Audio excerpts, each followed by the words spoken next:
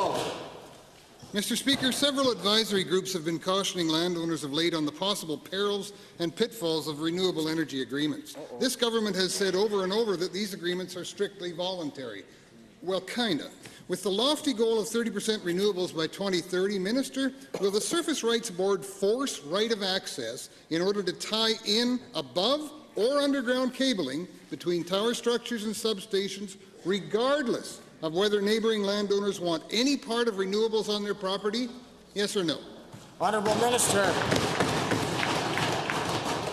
Thank you, Mr. Speaker. And of course, as the honourable member knows, there are a number of existing wind facilities in his own riding, Mr. Speaker. For example, the Black Spring Ridge Wind Project was the largest, or is the largest in Canada, Mr. Speaker, and created a number of jobs, 350 construction jobs, and a number of permanent positions, returns a large amount of revenue to towns and counties in his own riding, Mr. Speaker. As to his question, Mr. Speaker, those are matters that are being dealt with through the permitting process. Thank you. First supplemental.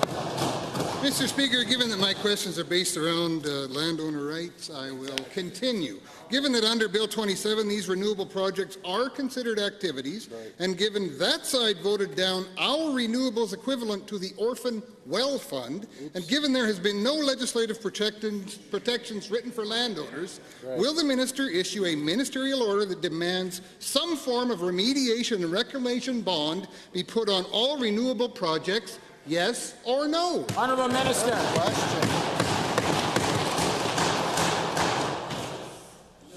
Honourable Minister.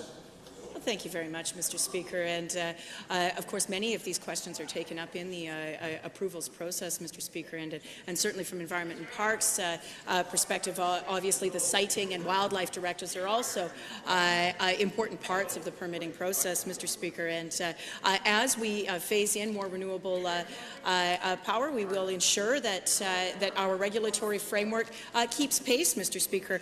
But you know, places like the village of Carmangay, for example.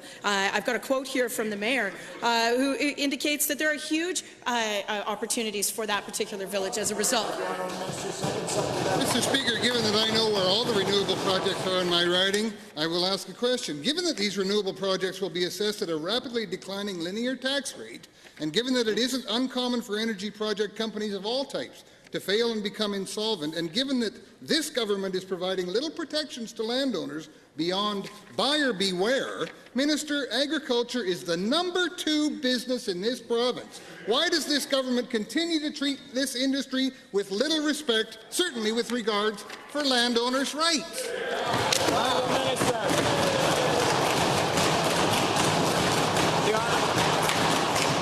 The Honourable Minister.